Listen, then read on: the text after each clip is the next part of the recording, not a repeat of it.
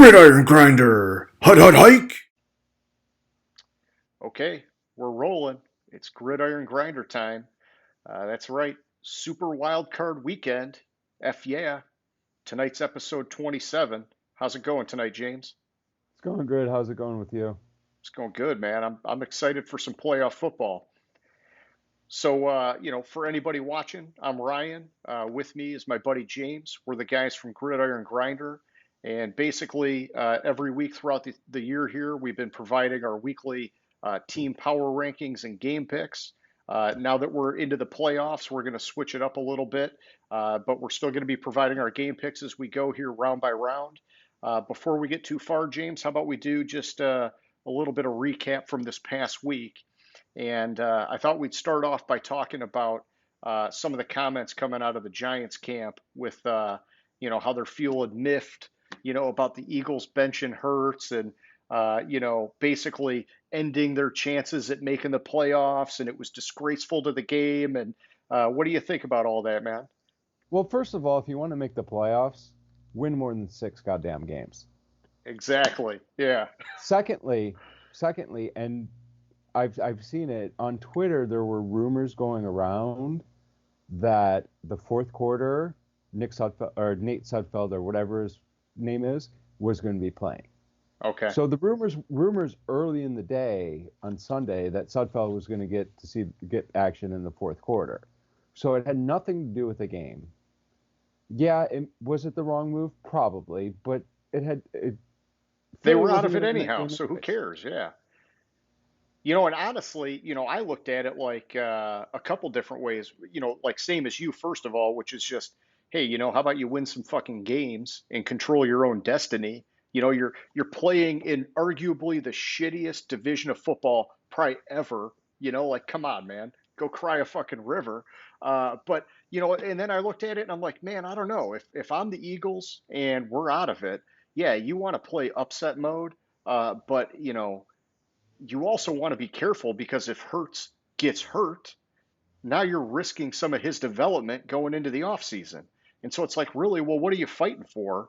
And then, really beyond that, his stats as a passer were pretty bad in that game. I know he did some work on the ground, got a couple TDs running the ball, but, you know, I think everything going on in Philly, there's a chance Wentz could be gone. Why not keep your future quarterback safe? Take a look at your potential future backup quarterback, and you got a different agenda. You don't have to worry about all these other teams. You got to worry about setting yourself up for that next step. And I just thought it was some weak sauce, man, by the Giants saying some of that shit.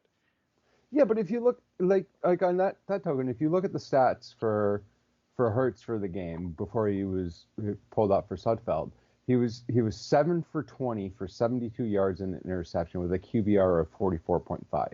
Yeah, that's pretty shitty. So time Yeah, for the on the backup.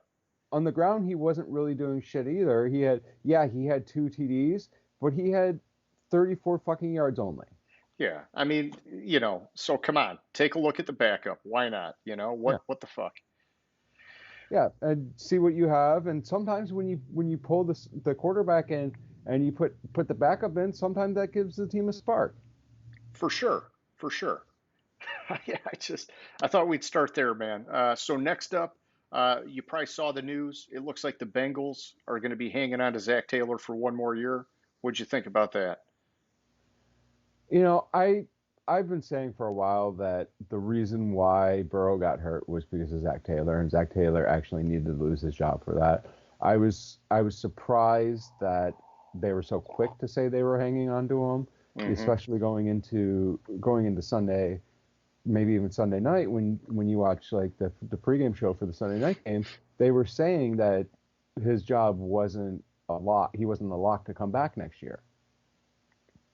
So I don't know what happened, but I mean the team barely had basically the same record as they did last year. I think they won what, like two more games?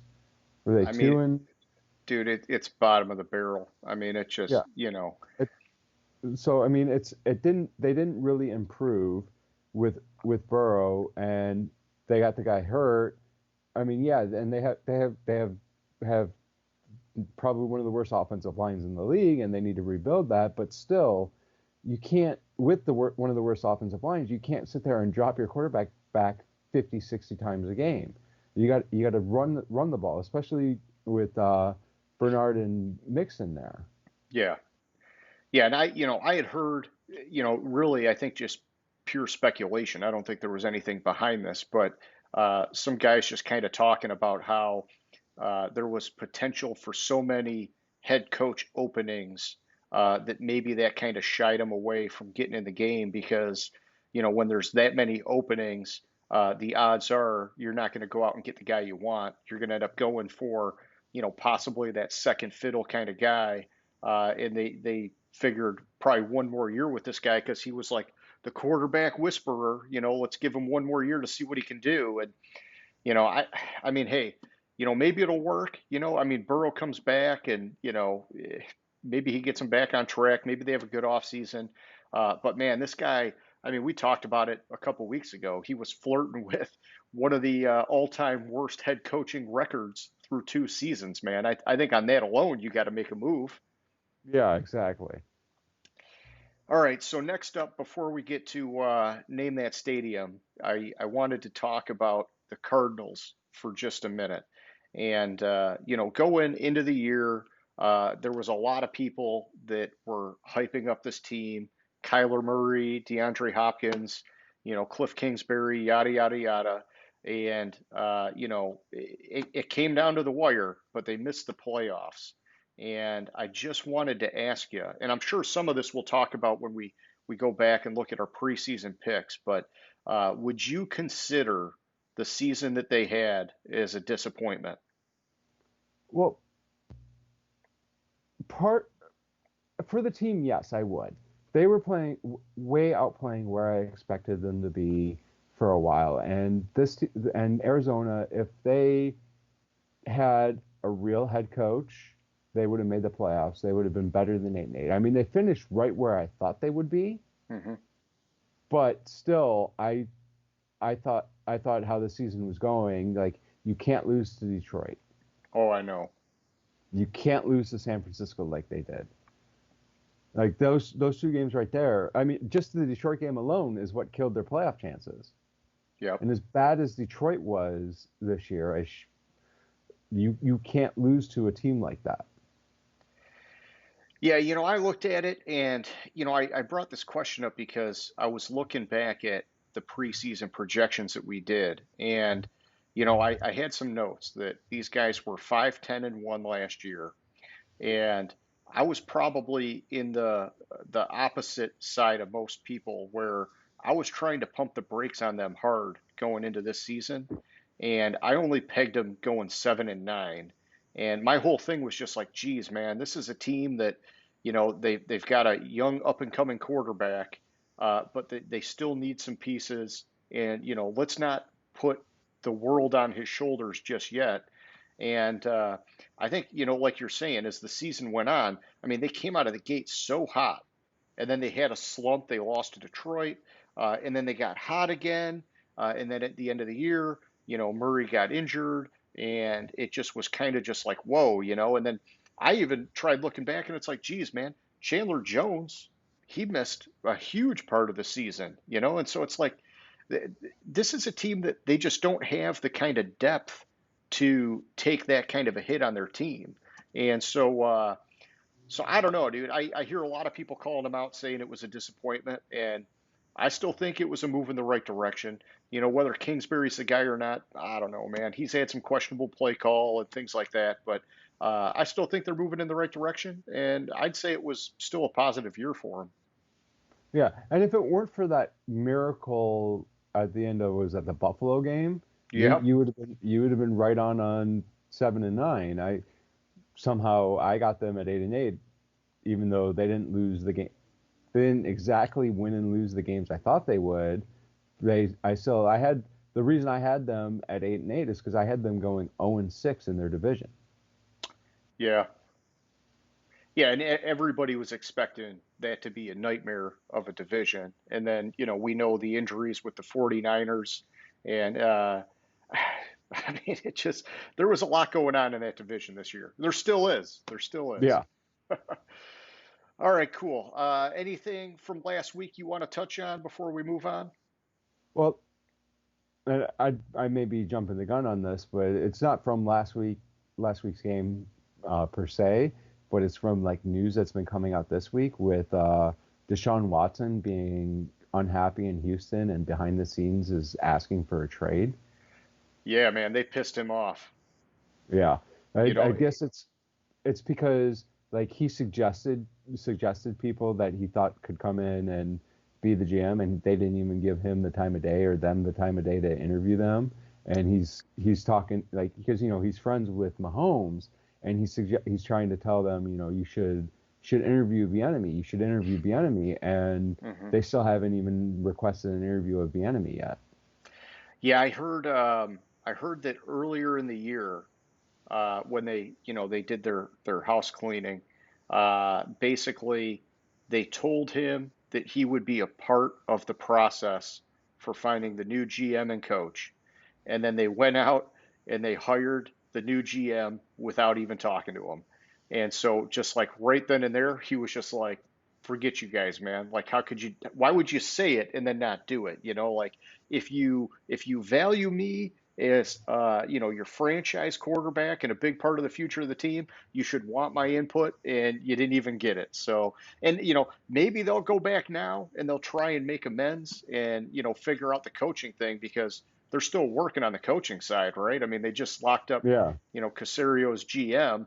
Maybe that'll still happen, and they can kind of mend those fences. But shame on them, dude. I mean, that organization has had some serious dysfunction. Everything that happened with Bill O'Brien and just I forget what was the guy that he brought in that basically ended up being his demise that ended up giving him the axe. What's his name? But uh, just that whole team, dude, or that whole organization, it's messed up. They got some work to do to fix some things there.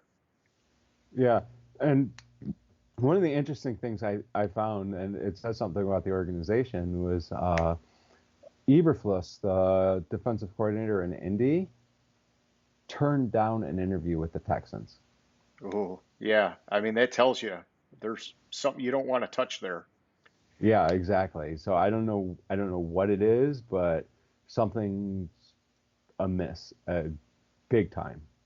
All I can think of is it must start at the top with ownership and it's trickling down and just everything's wrong on that team. Well, during the season, they randomly fired their director of PR for apparently no reason, just fired her. Huh?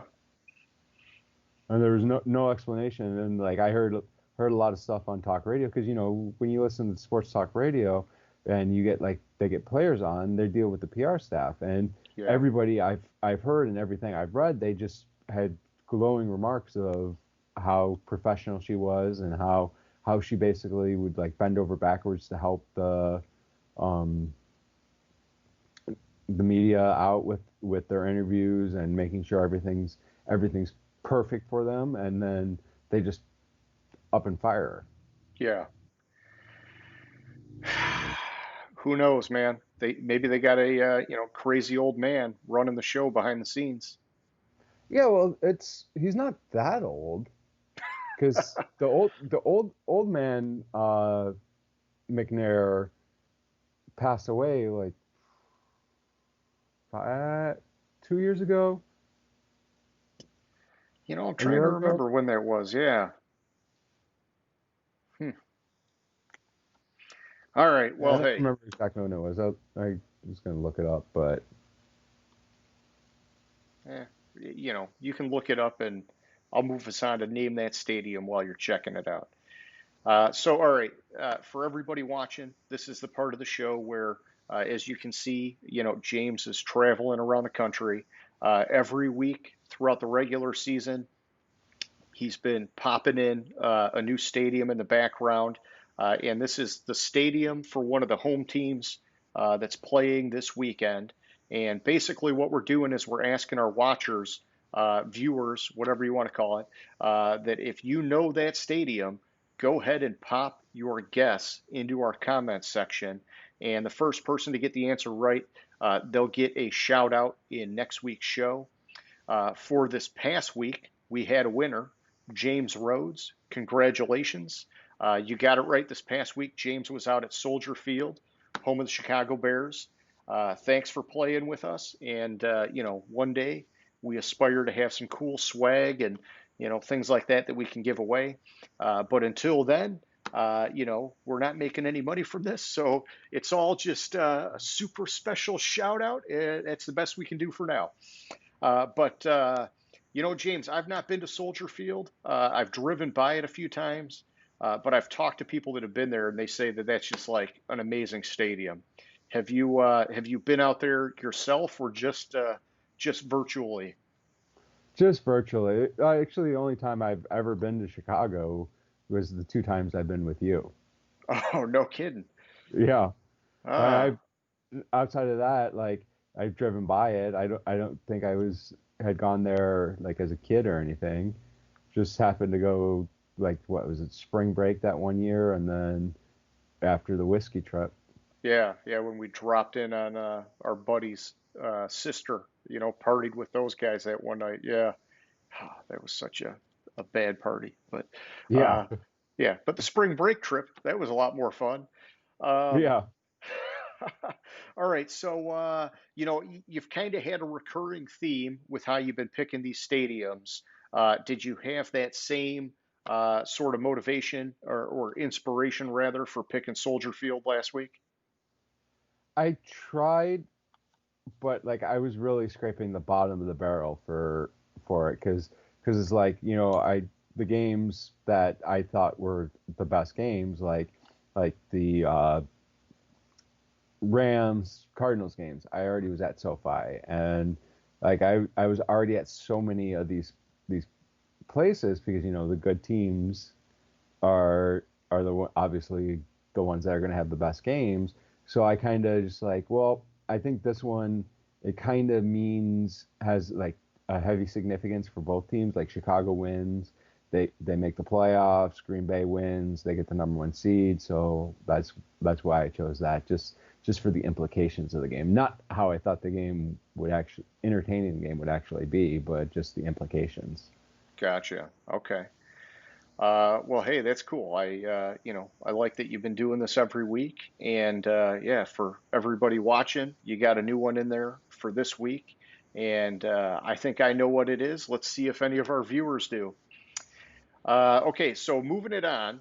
Normally we would kick it over. We'd talk about our power rankings, but since it's playoff mode, I thought the more appropriate thing to do would be basically let's just do a recap of our regular season picks, and and then we'll kind of we'll go from there. We'll do a little bit of our preseason predictions recap, and we'll talk about the bet we had and all that kind of stuff, and we'll go from there. But so with the regular season being in the books, I went back, I tallied it all up, and I know that the last few weeks got a little bit squirrely for you.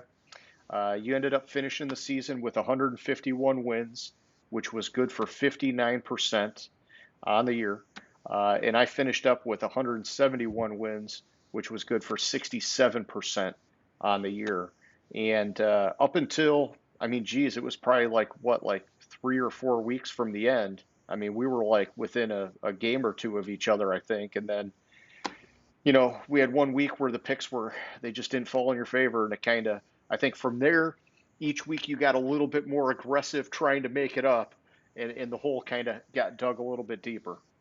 Yeah, basically exactly. And then the last week, I had pretty much had no choice but to go completely against all of your picks to even have a Yeah. shot at.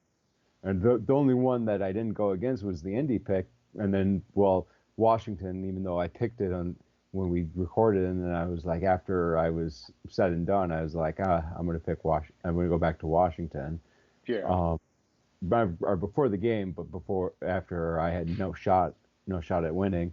But I had to go against you. But in the Indy game, there's no way Indy was going to lose to Jacksonville again in that game. I thought some of them I thought I had a shot at pulling it out. Like I thought Houston had a solid shot. I thought the Jets were gonna actually beat the Patriots, but um, as bad as the Patriots were playing. But it's just I was kind of started to press after I think it was like 3 weeks left. I was down by like 5 or 6. Yeah, like 5, and I was like, you know what? I got to start making my move if Yeah. I'm gonna make it up. And I kept picking the wrong ones. And then the following week, I kind of picked more, and I was like, oh, I just picked the wrong ones again. And it's like I got a couple of them here and there, but nothing. Nothing to turn the tide. Yeah, you always kind of outpaced me each week, and as I was trying to press it a little bit and press my luck on some random picks, and then trying to talk myself into like Yeah. last week, trying to talk myself into picking Cincinnati to beat Baltimore or stuff like that. Well, hey, I'll tell you, man, I thought you did a good job every game. Even if you had to talk yourself into it, you had good info, good stats. There was a good narrative behind the picks. And I mean, it just goes to show you that it's kind of like to some degree an any given Sunday thing where you can find good things even on a bad team. Hmm. But are they going to win? I don't know. There's probabilities that say yes and some that say no. And my whole thing for the season was that I was just trying to stay steady and stick to my model as much as I could. And I found that it seemed like in any given week, I probably had between 3 and 5 games that I was questioning my model. And I tried to keep my overrides to like 2 or 3 a week. And sometimes it was a little bit more, sometimes it was less. But I was just trying to be as steady as I could because it kind of seemed like week in and week out I was hitting like that 2/3 mark, and so I just kind of thought, maybe that's as good as I can get it for now, and in this crazy ass COVID year, and we'll see what happens. And lo and behold, I got a bottle of whiskey coming my way, man. Yeah. I feel the bitterness in your voice there as I say that. But No, it is what it is. well, hey, we'll have a new bet that we'll be talking about in a little bit for the playoffs. And before we move on, though, let me just ask you, man, because this is just my personal curiosity. I know you stocked up on some Blantons a couple weeks ago. Uh, were you intending on me claiming one of those, or were you just getting them because you had the opportunity to get them? Well, the fifth one I bought, I looked to the wife and I said, one of these is probably going to Ryan. Gotcha. Okay. Yeah, I kind of anticipate it because it's a hard one to find, and it's right at that price mark.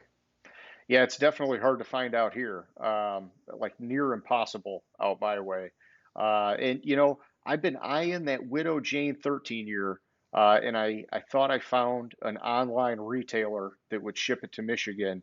I went and double checked their site today, and they're sold out. And so, maybe tomorrow we'll hit each other up on the messenger, and we'll work out the details of how we're gonna settle up here and figure all that out. Because if we do go the Blanton's route, we got to figure out how the heck you ship it here, because I'm sure there's some stuff that some hoops we gotta jump through there. But either Yeah, way, hey man, it was fun, and I'm looking forward to the playoff bet, which we'll talk about in just a little bit. yeah, it was definitely fun. I was a little annoyed that uh, how badly I did. I normally don't do that bad picking, but Yeah, dude, you were good all the way up until that one week that we had like a ton of divide, and it all went in my favor and not yours. But we had a couple weeks like that earlier in the year too, where it just seemed like it almost kind of like fell evenly, where like each of us got them right, and so it was like all year long, man, we were kind of like neck and neck, and then that one week just totally swung the pendulum. yeah, exactly.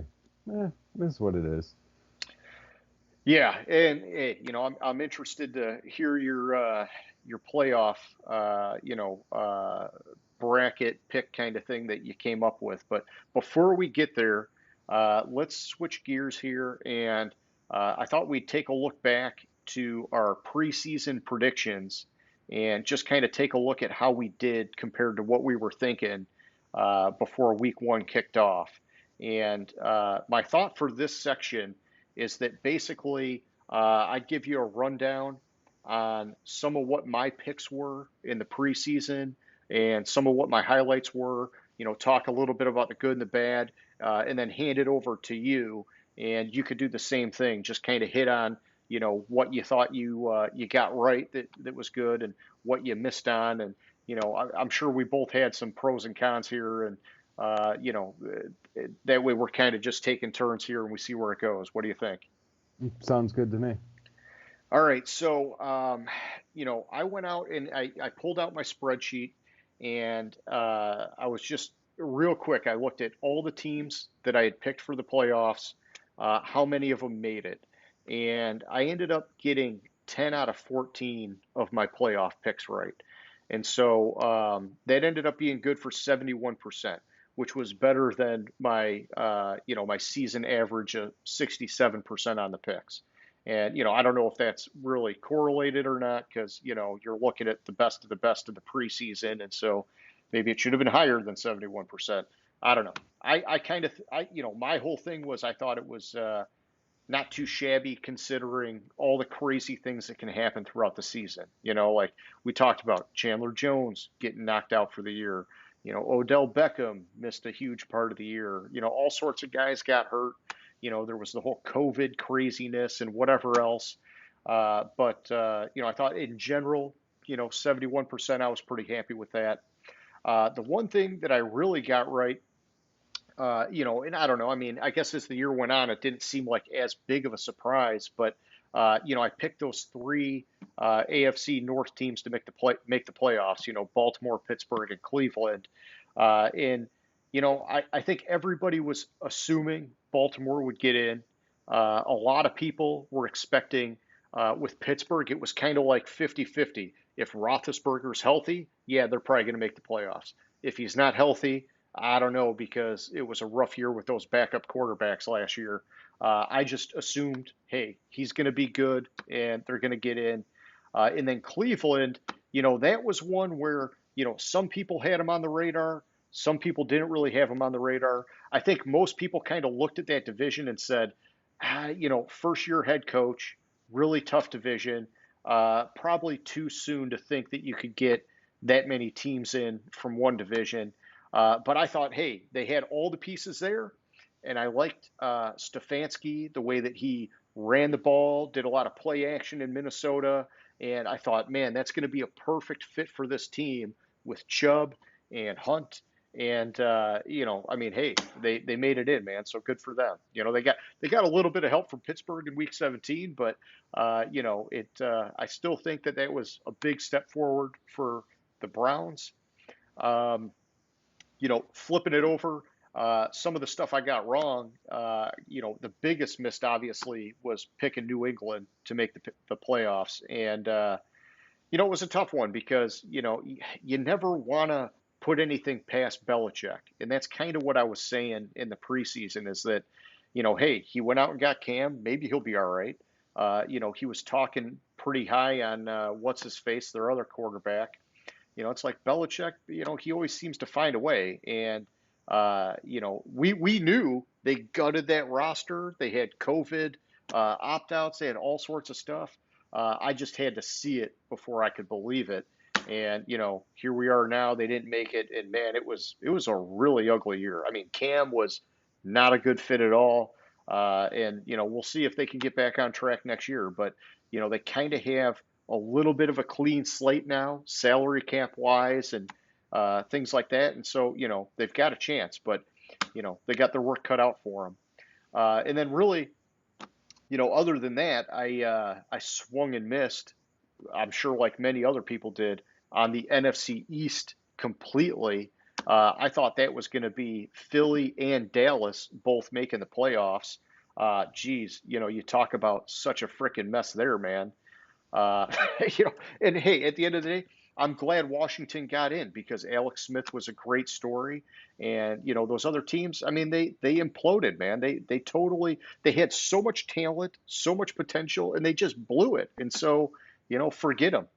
But that was kind of like the long and short, the good and the bad, how everything happened on my end.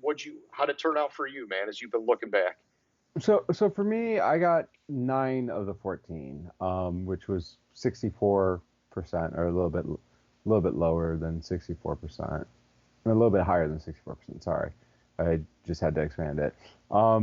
So the two, like for the NFC, I was way off on what the record needed to make the playoffs was.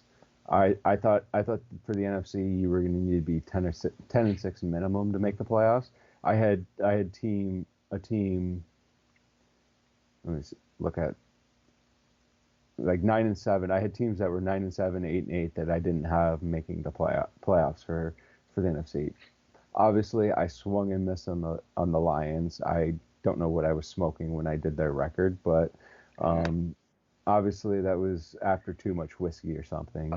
Oh man, not to cut you off, but how did they end? What was their final record? 5-11. 5-11. Yeah, 5-11. James, I fucking hit the nail on the head, man. I had him at 5-11. Yeah, But you were, I admired you for being optimistic. I was hoping that you were right. Fuck, man, I had such a bad feeling about the Lions. And why not? I mean, they've burned us every year. yeah, and outside of that, I way overestimated how good I thought Dallas was going to be coming into the year. I Yeah. they just weren't gelling, and I thought Dallas was by far the best team in the NFC East, and I had them at 10-6, and obviously they were 6-10. Hmm. And I didn't think Washington was going to be any good this year. But in my defense, I didn't see Alex Smith coming in. No. I was very down on Dwayne Haskins after last year, so I kept saying at the beginning of the year, well, I can barely see them winning one game this year, Yep. and that was solely because of Dwayne Haskins. Alex Smith, if I would have known that, that would have been a different story. A couple teams that I got like right on the button for the records was Arizona, which I mentioned earlier. I had them going 8-8. I didn't exactly get their wins losses correct. And I had Kansas City going 14-2, which they did. And Nice. Yeah. their second loss I had was losing in week 17 to the Chargers, Gotcha. because I figured they already had it locked up, and I didn't look to see who I had them losing the other game to, but I just remember that I was saying the Chargers are gonna get their fourth win by beating Kansas City in Week 17. Obviously, that was a little bit off, Yeah. but hey, and then like let me see what else did I hit right on. Like I was kind of close with New England. They got one more win than I thought they would this year, and like the Jets got one less win and stuff like that. So I was right in the neighborhood with a lot of my picks. Where did you end up? Where did you put the Dolphins going into this year? I had the Dolphins at 5-11. Same here, man. Same here. And Yeah. I mean, hey, they impressed me. They impressed me for sure. Yeah, I remember 5-11. They were one of my lowest teams on here. I think I had Carolina at 4-12, and then I had one, two, three. I had five teams at 5-11, and so they were like basically in that bottom of the barrel category. Yeah, like I mean I had Jacksonville at 3-13. I had the Jets at 3-13. And let me see what else was pretty close. I think that's it. So I had Miami higher up than you because I had a couple 4-12 teams in there, and I thought this team was like a year away from being in contention. Oh, same So here. Yeah. so I thought they'd kind of be like they'd be mediocre, starting to get it together. I didn't know when Tua was going to be starting, who looked like crap against Buffalo though Oh, that yeah. last.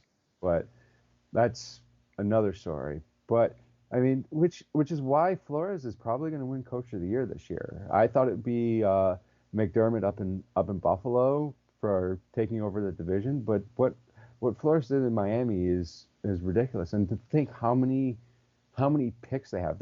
Miami went 10 and Yeah. 6 this year, and they have the number 3 pick. Yeah. I mean, everything worked out for him, to be honest. And it was almost to like that level of Arizona where I heard some people really getting disappointed with the Dolphins. And I thought, well, you can't do that yet. Like no way. I mean, nobody was expecting anything out of Miami. There was a hype train for Arizona before the year even started. There was Yeah, not a peep for the Dolphins, man. And so I think it was a wildly successful year. And yeah, I mean, they have like a ton of freaking prospects just to get even better from here.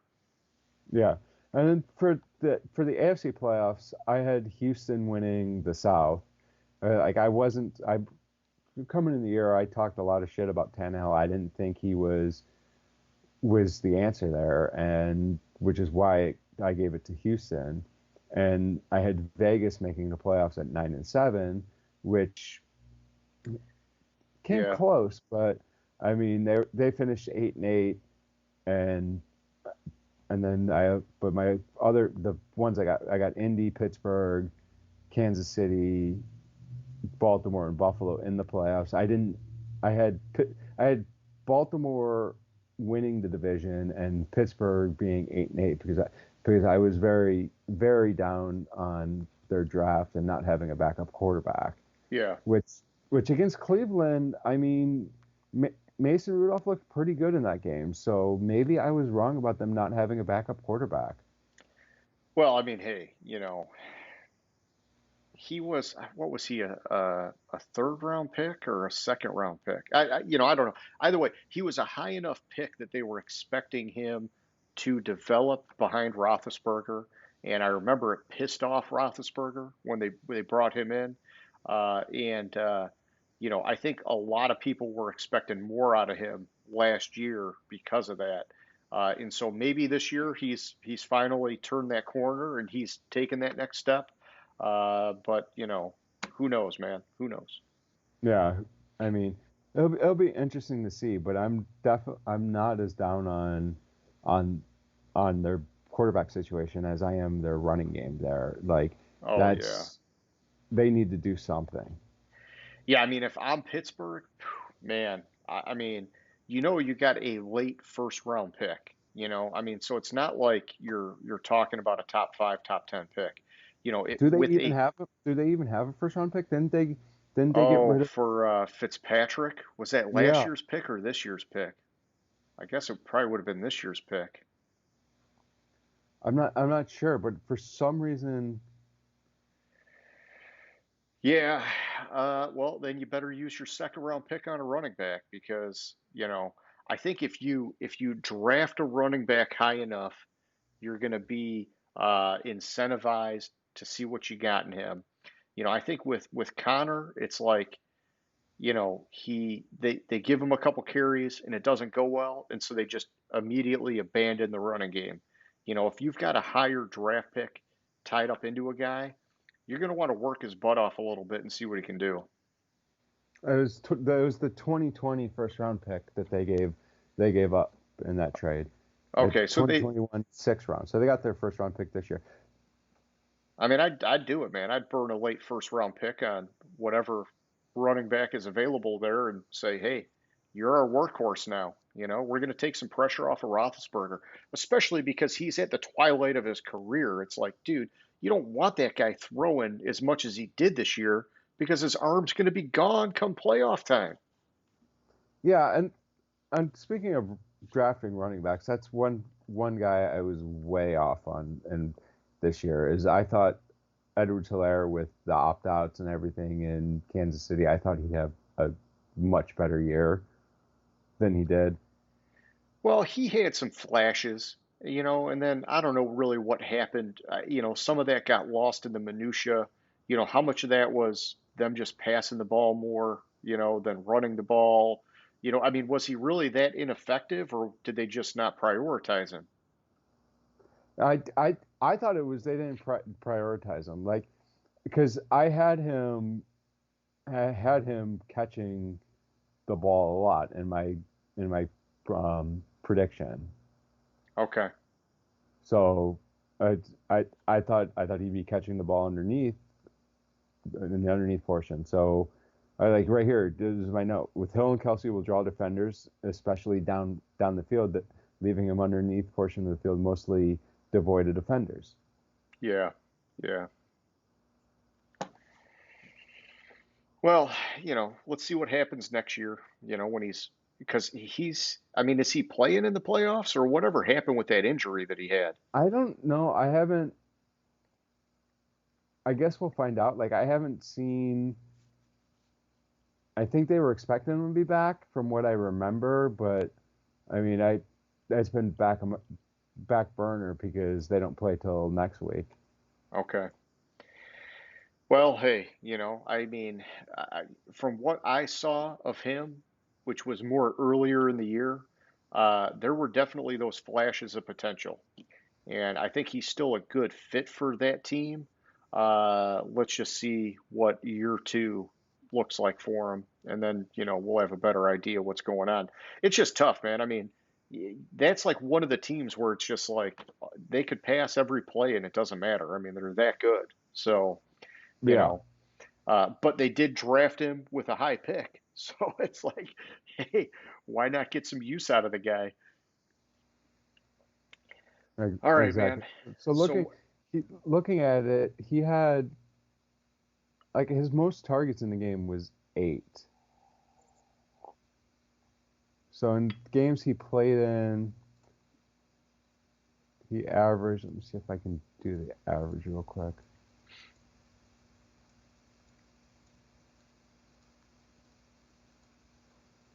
He averaged 4 targets a game. okay, And I mean, 13 attempts, 14 attempts almost. That's not bad, but it was like yards receiving, he averaged 23 and 62 yards rushing. So, I mean, he didn't have that good a season at all. I think there's just too many mouths to feed, man. Yeah, I knew it was done when they signed what's his Le'Veon Bell. face? Yeah. Yeah. When they signed Bell, I was like, oh, that's something's wrong there. I just assumed it was an insurance policy because Bell really hadn't done anything. And so it was kind of like, hey, let's bring him in because we know he's a great receiver out of the backfield. If something happens, at least we got a guy we can kick the tires on him, see what happens. And, I don't know. But, all right. So, I don't know, man. I think, we hit on some stuff. We missed on some stuff, but I think overall we did pretty darn good with our preseason predictions. Yeah, one of the things I had on, I didn't think it was going to be as good. Like I was very high at the beginning of the season on Justin Jefferson. Like I kept telling you that I mean he's easily an easy replacement of Diggs, and I thought that very well going in, and it showed. Like I mean, yeah, he's not exactly Diggs there, but I mean he had a solid Oh, production this year.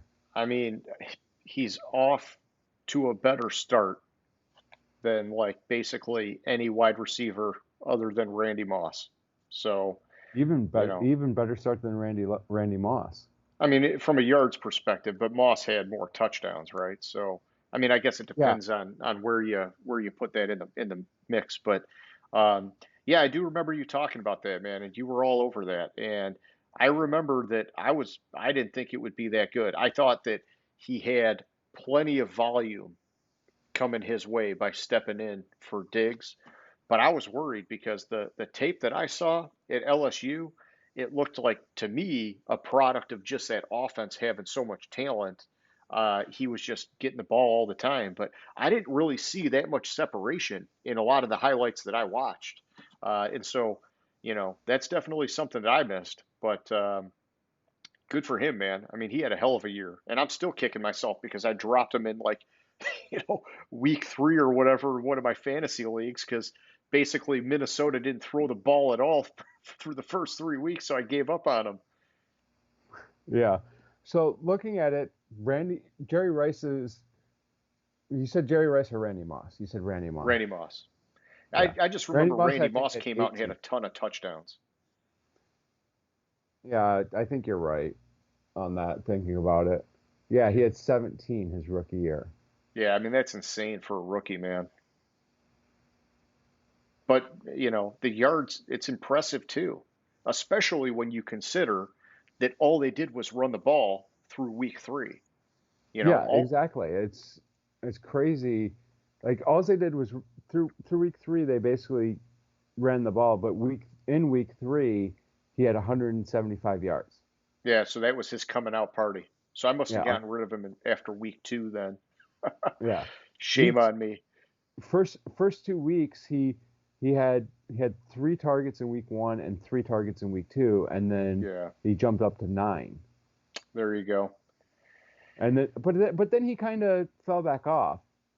Like Yeah. it was like 9, 5, 5, 11, 4, 4, 10. So I mean, it just depended on there. Like, and then after week 11, he had 13, 12, 8, 11 Gotcha. targets. Well, good for him. Bad for my fantasy team, but life goes on. Yeah, Um, life goes on, definitely. yeah. So, do you have any other highlights you want to hit on, or are you ready to move on here? I'm good to move on. I just looking at it, some of the stuff that I predicted, because I literally went through every game and analyzed who I thought was going to win that game. Oh, same Like, here. Yeah. so I printed the team by team schedule out, and then I went through Arizona schedule, and then as I was going through it, okay, so this is a win. So I found that team, and it was like, okay, so this is a loss, to make Oh, sure I was. I'll have to share my spreadsheet with you or my workbook with you for next year because basically I found an Excel file of the schedule and then basically I just like built in a ton of formulas and like when I picked my games, it would just like flow through the whole spreadsheet. And so it was like super easy. But next year, just remind me, man. I'll hook you up, even though you'll use it against me. But Yeah, I literally printed it out because it's I old couldn't. school. Yeah, I'm old school on a lot of things. I'm an accountant. What can I say? Yeah, nothing wrong with that. No, and you know what? I took it to that level in Excel because I wanted to have every team rated for all of the players and all of the coaches, and I wanted to have something that was set up so that if I changed it, it would automatically flow through and show me how it affected the rest of the games. And so I went a little bit crazy, but fuck, man, I had a lot of fun doing it. Yeah, yeah. I didn't get that elaborate with the weekly games. My model. I kind of looked at it, looked at points, looked at stuff, eyeballed it, and was like, okay, so I'm putting this weight on here, and it's like, yep, this team's gonna win. No, there's Yeah, no way that team's gonna win. I'm gonna go with this one. yeah. So you put I would say a decent amount of weight into some of the narrative. Yeah, exactly. Because I mean, I listen to sports radio all week. I 8, 10 hours a day listening to like basically people talk NFL and what's going on in the league and stuff. So that's how I formulated it, and obviously didn't do very good for me. So Uh, I wouldn't say that, man. We were neck and neck all the way to the end, and I just made mine scientific, and honestly, there were some weeks where I was just like, man, this is boring because I'm basically just picking all the favors, Like I'd pull up Yeah. Bovada and I'd look at like what's the spread. And it's like, well, yeah, obviously my model is going to be like very aligned with what they're picking because it's a similar version of what they're doing. I'm rating all the players, I'm rating all the coaches, and then I'm letting that kind of spit out a number that says, yep, this team's going to win, you know? And so, for me, I liked making it scientific because I like kind of, doing that kind of analytical work and looking at it that way. But it does take a little bit of the fun out of it too, because Yeah. it just turns it to a number. And a lot of times there were games where it was like I was telling you earlier, picking for this weekend. It's like, man, I personally really want Indy to win, but my model has Buffalo at way too much of a margin, and so I'm like, fuck, I can't go against the model when it's that significant. And so, it's like, the heart wants what the heart wants, but am I going to be scientific or not? That's the challenge. Yeah, it depends on how you want to do it. I want to actually I wanted to actually sit down and look at the game and look at what was going on with the teams, and you just kind of wanted to plug in and have something spit it out for you. Well, You're but my ratings were always changing based on some of the narrative. And so if I saw a rookie heating up, I'd up his rating. If I saw a guy that just looked like shit, I'd dog his rating down. Or if I knew a guy was playing hurt, I'd discount his rating. And so all those things went in and still made it fun, but it was still very scientific. It wasn't as much from the gut. It was more, well, what's the model say? And unless I got something like really poking me in the eye saying don't do it, I'm probably going to try and side with the model. Yeah, which makes sense. It's And probably hey, why you were a little bit more accurate than me. well, science wins this time. I don't know. All right, so let's move it on here because we've got a new bet in play. It's going to be our playoff bet this time, and you came up with basically a structure of how we're going to do this, so that you can either have your shot at getting some revenge at me, or I'm basically going to be doubling down on some good whiskey here. And so, why don't you walk us through? Tell us how we're going to be doing this thing. So basically, and I stole this. I was walking today, and one of the sports radio shows I listen to, they do it. They do the points a little bit differently, but I was like, oh, that's a good idea. So you have 6 games, like this week you have 6 games. So you rank your confidence where your most confident game that you think, okay, this team's definitely going to win. I'm 100% sure, or whatever percentage you give that, you assign the highest points to it. So it's 6, 5, 4, 3, 2, 1 this week, and then since next week there's only 4 games, you drop the bottom 2 numbers. So Okay. you each round has the highest point totals to it. So it's then for the divisional round it'd be 6, 5, 4, 3 for the points, and then for the championship round it'd be 6 and 5, and then for the Super Bowl it'd be just the 6. Gotcha. And so you have to get the winner right to get the points. Exactly. So to get the winner right, you get whatever points you assign to that of the total. So, like hypothetically, you pick the Chiefs to win the Super Bowl, win in Super Bowl week, and the Chiefs win the Super Bowl, you get the 6 points. If they don't win the Super Bowl, you get 0 points. Yeah, I gotcha. I like it. It adds, a layer, but not too much complexity. But it makes you think just a little bit more before you make the pick because you got to figure out how confident are you with that pick compared to your other picks. I think that's good, man. And so, all right, so that's going to be basically the game for these next 13 games that we have for the playoffs. If for some wild ass chance we have a tie on the points, what do you want to do for the tiebreaker? So I think for the tiebreaker, we were gonna just guess for the Super Bowl what the coin flip result is, like if it was heads or tails. and Okay. then And yeah, and we were talking about you could pick because, I'm basically throwing you a bone since I won the regular season. Um, and yeah, I mean, you could just do that in the show going into the Super Bowl weekend where, you're going to say, hey, you're going heads or you're going tails. And if we need it, we got it. And if we don't need it, then doesn't matter. yeah, exactly. All right, well, that's cool. I'm good with that. And so for the regular season, we did $100 towards whiskey, not just $100 from, one pocket to another. It's got to be to a good cause. And so we'll be doing the same thing this time around, $100 bet. But because I'm such a nice guy, if I win again, I will only take 50 because I just feel like if you had to give me $200, it's a bit of a kick in the balls. Yeah, a bit of a kick in the balls. So I'm good there, man. I think that's cool. I'm excited for it. Let's lock it in. It's good to me. Cheers. Cheers.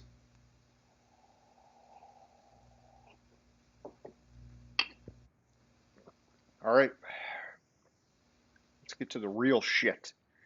Super wild card weekend. Let's make some picks, James. Start with tomorrow. We got 3 games on Saturday, 3 games on Sunday. First game up is Indianapolis at Buffalo. Who do you like? So this game is, I think, a good game. I think there's no way that Indianapolis can beat uh, Buffalo, especially at Buffalo. I just think Buffalo's been playing way too good down the stretch. In fact, my prediction going into the season, I had Indianapolis playing at Buffalo, and I had Buffalo winning the game. No shit. Yeah. Okay. Um, well, And that's why I'm assigning 6 points confidence to it because of anything. Like I had that exact matchup, exact scenario playing, and I thought Buffalo was going to win the game. So I'm sticking with that. gotcha. Okay. So the points part of this, man, I guess I've got to take a look at that real quick. I did it real fast and furious earlier. Here, I'll give you my pick first and my notes, and then I'll figure out what my points are going to be in case I'm changing them. For this game, I'm also going with Buffalo. Like I was saying a few minutes ago, I really wanted to take Indy in this game, just a personal thing.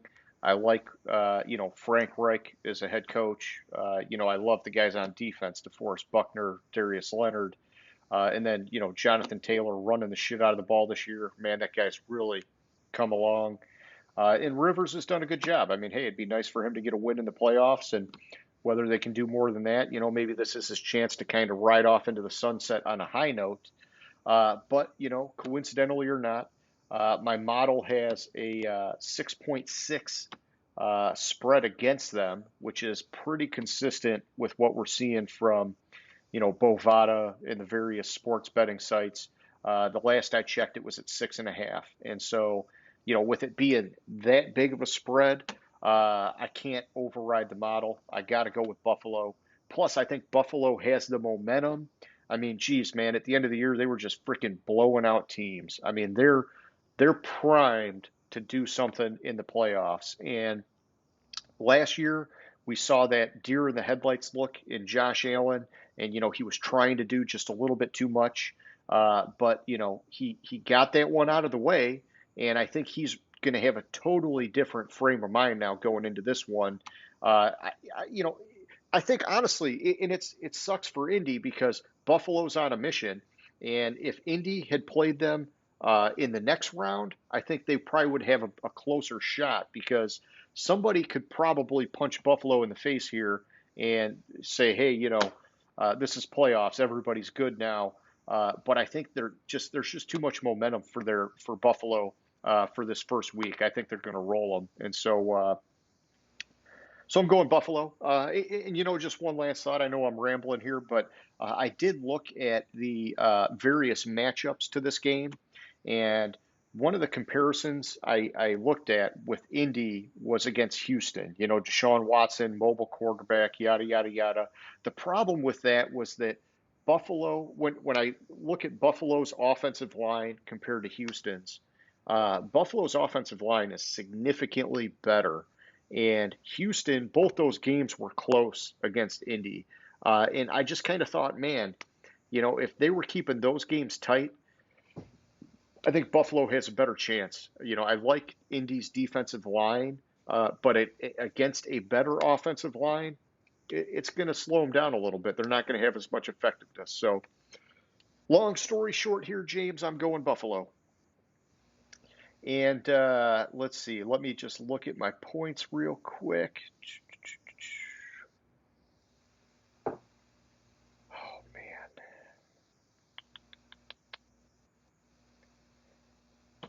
So I assigned them 5 points, and let's just stick with what I had for now. And you know, if I change my points, I'll send them to you tomorrow morning before the games start. But you know, that was just kind of going from the gut to make sure I knew what you were doing there with the system. But yeah, so I'll put 5 points on Buffalo for now.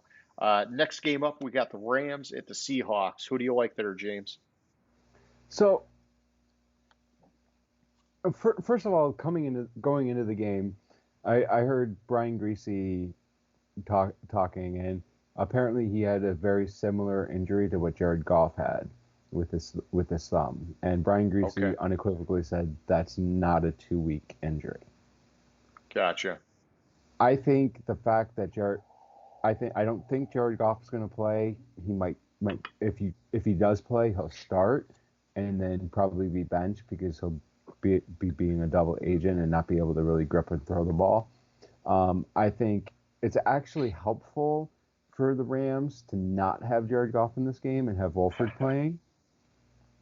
And because of that, because of my feeling on if Jared Goff's going to play, and the fact that I think Wolford looked pretty good against Arizona, and while Seattle's been playing better towards the end of the season, I don't think Seattle is.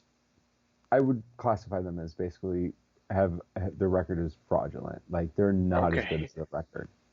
They're not as good as their record at all. So I'm gonna go with the Rams, and because of some of my other games I have, I'm assigning 4 points to this game. Gotcha. Okay.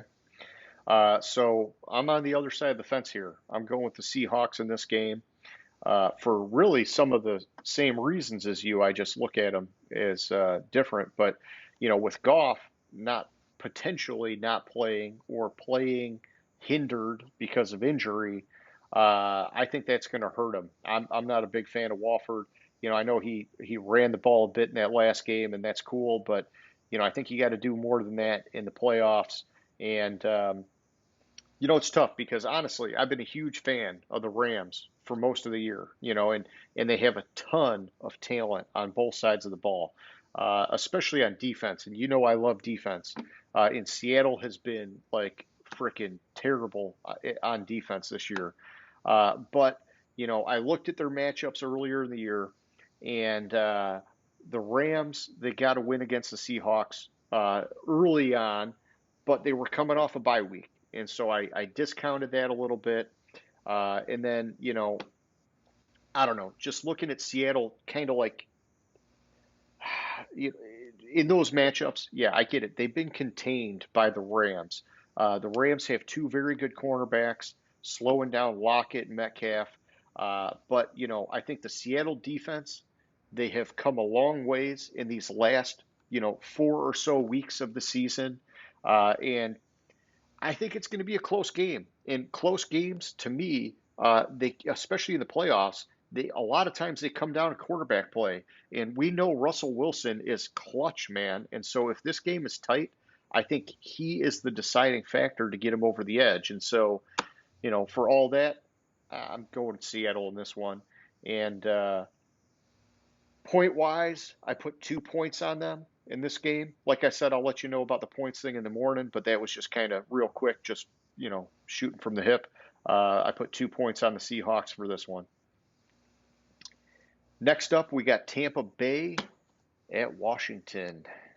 So this game is an interesting game because if you look at the two times in the history of the NFL that uh, division winner was sub 500 and made the playoffs, it was Seattle in a couple years.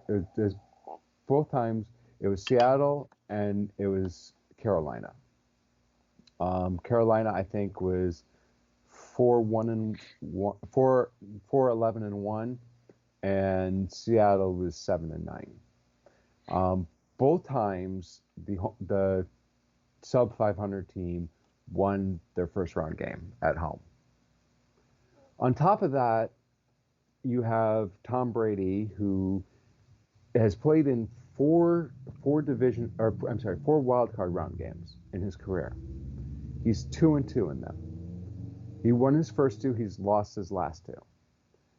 The difference in the last two was the defense could get after him, and that's where the matchup turned on me from going Tampa Bay. And either way, this was going to get 1 point because I thought this was one of the hardest games to pick. And it turned from Tampa Bay winning the game to Brady struggling again in the playoffs with a team that's getting after him. All his basically 90% or 80% of his losses, some weirdly high number, is against teams that can get after him and that can hit him. And so I'm going with Washington in this game. Well, alrighty. Yeah, and so point wise, this is where I definitely am going to be looking at stuff because I have Tampa Bay here and I gave them a 6. They were obviously the highest points that I could award for this. But I share some of your feeling, even though I'm going with Tampa Bay. I do believe there is a lot of risk because Washington's defensive line can get pressure. And, some of what you're saying with Brady, those are in years past in New England where they were doing a lot of dink and duck football. Tampa Bay, they're emphasizing the deep ball, which means he needs more time back there. And for the most part, they've kept him clean this year. They've done pretty good for an offensive line that I thought was a little bit sketchy coming into the season, to be honest. And so I realize he's going to be under pressure. For me, I looked at this one a few different ways, and the whole, like you're talking about, the sub 500 team, making the playoffs. I don't know. That's a whole separate conversation about, at least give the team with the better record home field or something. I don't know. This just, to me, something about that bothers me. But whatever, not here nor there. We'll get to it later. Um, for the matchup, my model has this as a 4-point spread in Tampa Bay's favor. And and that's 4 points, game points, not 4 points in my model.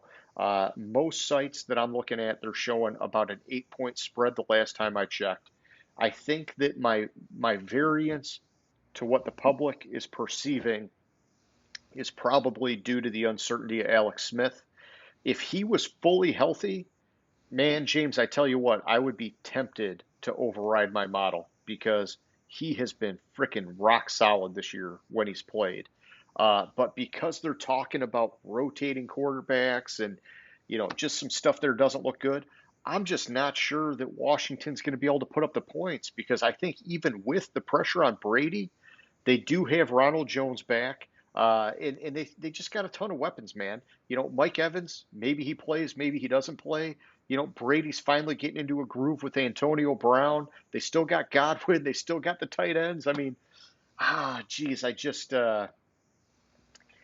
it's the quarterback play for Washington that makes me nervous. And so, basically just off of that, I got to stick with my model. I'm going Tampa Bay. No, I get it. I just, based on what you say, yeah, with Brady when you get after him, but he played poorly against Tennessee last year. Last year Tennessee's defense, they were okay. They weren't world beaters. No, not at all. They weren't to the level of Washington's defense, and that's why I think he's going to struggle again. And he's been playing better against some pretty shitty teams. Hey I man, mean, this is similar to the Indy situation, you know? My heart would love to see Alex Smith go out there and get a win, but you know, my mind is saying, it's not adding up, man. There's just not enough there to override it for me. But no, hey, I we'll get see what it. happens, all these all That's these also favors aren't going to win. So, yeah, that's also why I gave this a 1 because I thought this was a risky it's a a dicey risk. pick. It's a dicey pick, but I could easily see either team winning the game. Yeah, yeah. And that makes sense. So that's where you want your lowest point thrown to. Okay, moving over to Sunday, our three games there. Let's start off with Baltimore at Tennessee. So a couple things I looked at in this game is yeah, they played earlier in the year, and yeah, Tennessee won in overtime. But if you look at that game, they had, including Calais Campbell, they had a number. Baltimore had a number of players out on defense, and it was, I mean, they hadn't hit their stride this year. Yeah. After the game, which I didn't see, but I've heard a little bit about this week. Apparently, Tennessee, there was things of Tennessee dancing on the logo and in Oh, wow. Baltimore and stuff like that.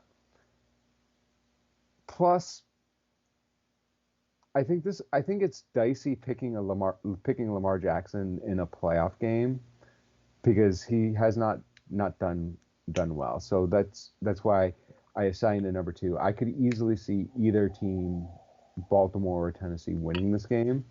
The edge to me was the fact that Tennessee's defense is not playing good at all. No, they I mean, suck.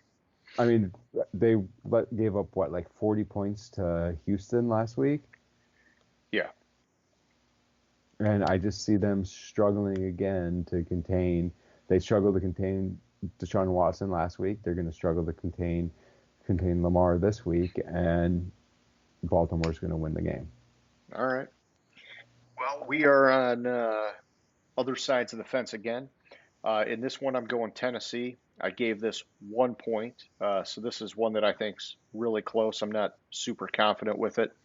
Uh, my model, I guess to start off with, has a 3.5 point spread in Baltimore's favor. And I'm overriding it. I mean, that's close enough that I'm kind of in that range where some of the narrative I can get comfortable with doing an override. And I look at it that a lot of people they immediately go back to last year's playoff game, and they say, okay, Tennessee got them then, and we talked earlier that Lamar had a phenomenal game, and somehow Tennessee still upset them. And then earlier in the year, Tennessee got him again. And, it's one of these things where I know that at that point of the year, Baltimore, like you're saying, they were in a little bit of disarray. They had some guys out. They were having a hard time running the ball, which is obviously their bread and butter. And the last few weeks, they've been locked in. And, I honestly, I could see them walking away with this game because Tennessee's defense, like you've said, man, they've been just porous this year. But something inside of me is saying that Vrabel, he just, he's got their number, man. He knows how to find a way to game plan and get that defense to slow them down just enough, and that the offense has been solid enough that it's going to get him there. And so I'm going with Tennessee in this one. Yeah, and I get that. With I have my issue with this game is picking Lamar to win the game Yeah. because Tennessee could easily get out to a quick lead, and then Lamar will have to bring him back, which as we know, he can't really do. It's just so tough with He hasn't Tennessee, shown. man. Yeah, because like you're saying, their defense has been so sketchy, but their offense has really been like so prolific this year. In a year where there's been a lot of offenses that have been prolific, they're one that's kind of flown under the radar. Derrick Henry gets all the attention, But I mean, fuck, Tannehill, I'd have to pull up the stats, but he had to be close to 40 touchdowns this year, man. He was just like consistently lighting the shit up, man. No In way. fact, He in was. fact, I'm gonna look it up. Maybe 40, maybe total high 30s running and passing. Let me No, just look it up. I think he was like mid 30s. Overall, you're saying. Yeah. I mean, that's still, I mean, I got to look it up now because I just know it was a solid year. All right, so he had 33 passing touchdowns.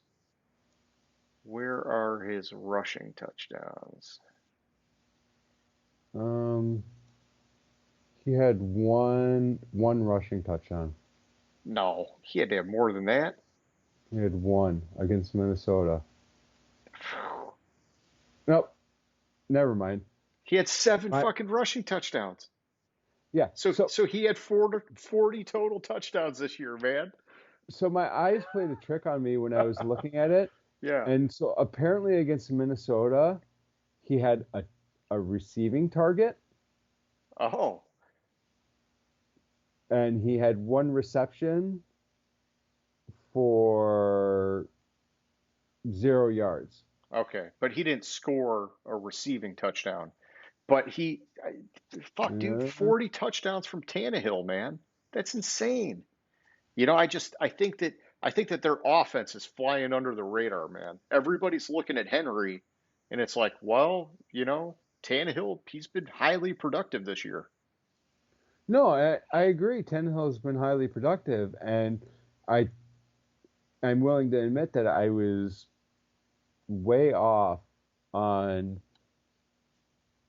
Wow, only 7 interceptions? Jeez. Yeah, he's been efficient. But you know what? This is Baltimore's defense too. And, they're a defensive team. So, I got here, I'm pulling out the big dog while you're looking stuff up there. Yeah, but against Baltimore, he had one interception, 22 for 31, 259, two TDs, 35 yards rushing, didn't have a rushing touchdown. And in that game, the thing that sticks out to me about that game is Baltimore had a number of people out on defense that are going to be Yeah. playing. Yeah, I think two guys on the defensive line, I want to say. And I know their secondary's been banged up a lot this year. Yeah, like that for sure. I know they had Campbell out, and I forget who else. I want to I say forget. Williams was also out, and he's Yeah, big time on that defensive line. yeah. So I mean, that's where I kind of Yeah, you see hesitate. that being the game changer in this one. You think that gives the edge to Baltimore? Yeah, exactly. I got you. All right, man. Let's move on to the next one. I've got Chicago at New Orleans. However they say it down south. I don't. I got that Michigan mumble. It doesn't sound good when I say it. So Chicago has no fucking business in the playoffs. No business in the playoffs. I don't know how Chicago finished 8-8. Because they started like fucking 5-1, and they basically fell into 8-8. Yeah, exactly. And that 5-1 was a weak 5-1 if you look at the teams that they beat. Now, Hey, they took New Orleans into overtime they did. with Foles. That's with Foles. Yes.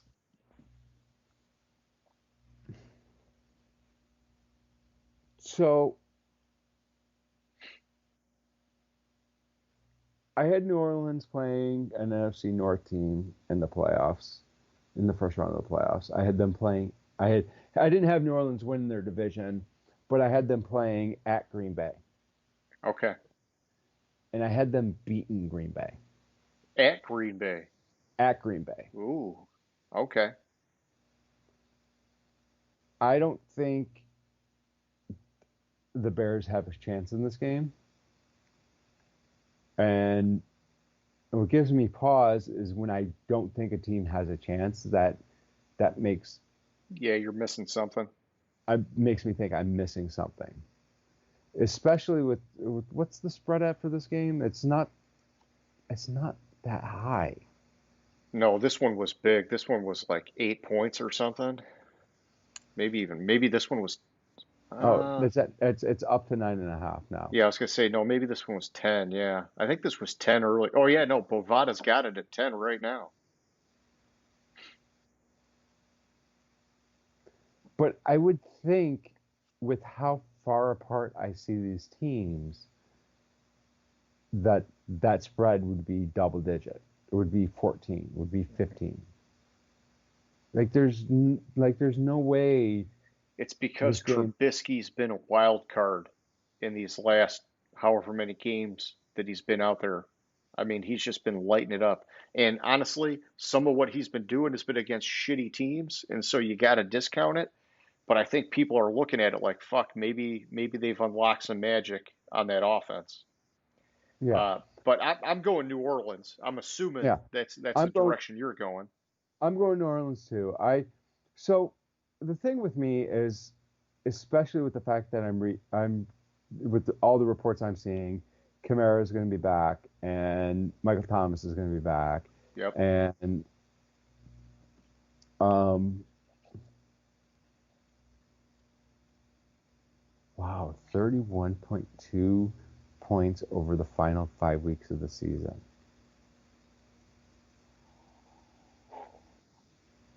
Wow, that's just crazy. I think New Orleans defense is way different than the defenses that the Bears have been playing. Because if you Yeah. look at Trubisky in the five five games at the end of the season, I just want to pull it up to because it was Sure. like it wasn't against anybody that was good. They finished the season out. Well,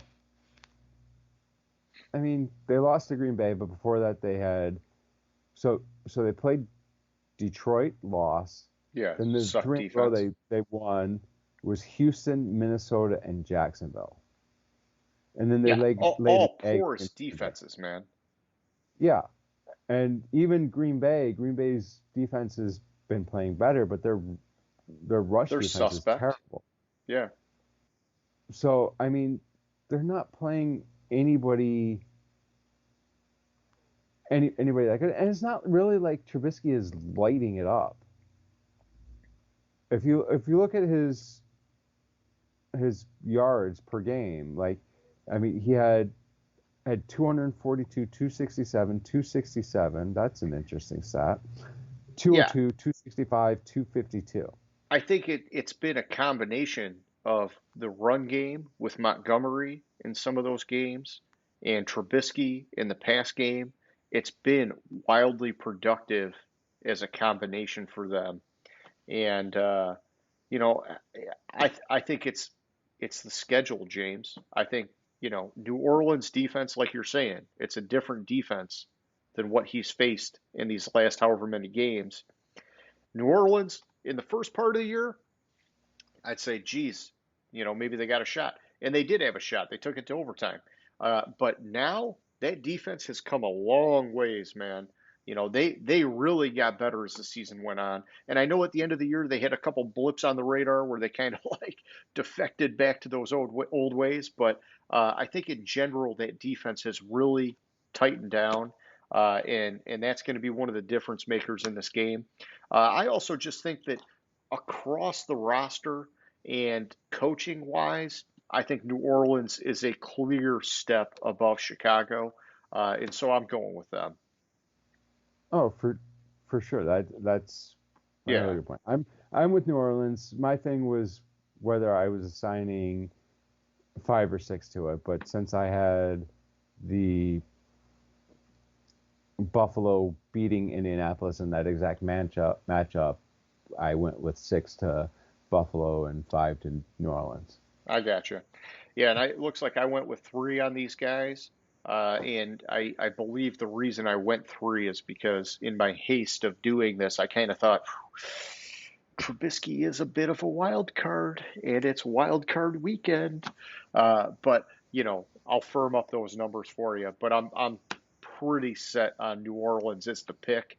It's just a matter of locking in the points. Next up, we got Cleveland at Pittsburgh. Who do you like there? There's a lot to talk about in this game if we want to. I mean, maybe you don't Oh, want to, but there's a lot about this game. So Pittsburgh, the last few weeks have been playing. I mean, with the exception of Mason Rudolph in Week 17 playing better than I thought he would. Pittsburgh is showing more like the team I thought they were. I thought they had a lot go their way in the first part of the season where they won 11 games. I thought they had a lot go their way that probably shouldn't have gone their way, and it was like, okay, they're going to win the game. They're going to win. Like, they're winning the game because the ball is just bouncing right. With Pittsburgh, Spillane is coming back, who played good. Has played good before he got hurt. Minka Fitzpatrick is, while I was down on the trade for Minka Fitzpatrick originally, I think he's kind of working out there. I think he's living up to what was given up in the trade. Yeah, he's been a good fit for that defense. Where this turned on me is, and I have concern. Obviously, I have concerns about the fact that Stefanski's not going to be able to coach this game, and they're missing. I think there was their safety. I forget who, because of COVID. But offensive lineman Joel Bitonio too, but also they're one of their safeties. Okay. I'm trying to think of who they got, like Ronnie Harrison or somebody. I don't think it was Harrison. Let me.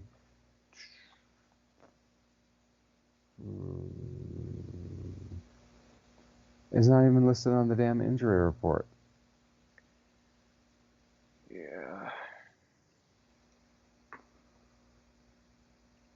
So the quick in-game injury report, I'm not seeing him, and I'm not seeing any of the COVID guys. Cincinnati, Cleveland. All right. Richardson. No, not Richardson. Oh, it is Harrison. Okay. Yeah. Harrison, Javante Moffett, Lamb, Nick Harris is out. Bitonio. Yeah, but he's the big one, man. Yeah, here's the thing is when I looked at this one, COVID issues aside, I heard some of the stats for first-time quarterbacks in the playoffs, and it's pretty nasty, man. Basically, they got a 1-in-3 chance of winning, and I know that Pittsburgh finished the season in really poor fashion, but it was good that they got to rest some of their key guys in that last week, and honestly, man, Cleveland barely won that game in Week 17 against some of the backups, and so that makes me nervous. And some of it maybe they didn't want to show all their cards because they thought it was an easy win, and they're like, hey, we might have to play these guys again. Let's not give them everything. I could understand some of that. At the end of the day, they got the job done. But the coaching thing bothers me. And, when I looked at this game, I kind of thought for Cleveland to win, they need it to be a nasty weather game. In the last time I checked, the weather looks like it's going to be pretty solid on Sunday in Pittsburgh. And so, I just kind of thought, hey, if it's rainy or snowy, that could kind of like swing the pendulum a little bit to them with how good they are at running the ball. But without that, I don't know, man. I think Pittsburgh's got the better team. They've got the more seasoned team. Roethlisberger's been there a number of times. it's pressure city for Baker Mayfield and the Cleveland Browns. And without your head coach, that's just, man, it's a recipe for disaster. No, I know that, and that's one of the issues I had with picking this game is with everything that's going on with Cleveland. I forget his exact quote, but Juju Smith-Schuster is an idiot. Well, yeah, we know that after he danced on the field a couple weeks ago and then fumbled the ball. Yeah, he basically said Cleveland is still Cleveland. So he's giving them locker room, post it on the wall and get fired up stuff. Yeah, but what swung it to me to picking the Browns was the fact that nobody, not one single person, is giving the Browns a shot at all to win this game. It's because of the coaching thing, man. It is, but sometimes. Listen, I'll tell you what, if Stefanski was coaching, I would take a real hard look at this game. Without that, I can't take it.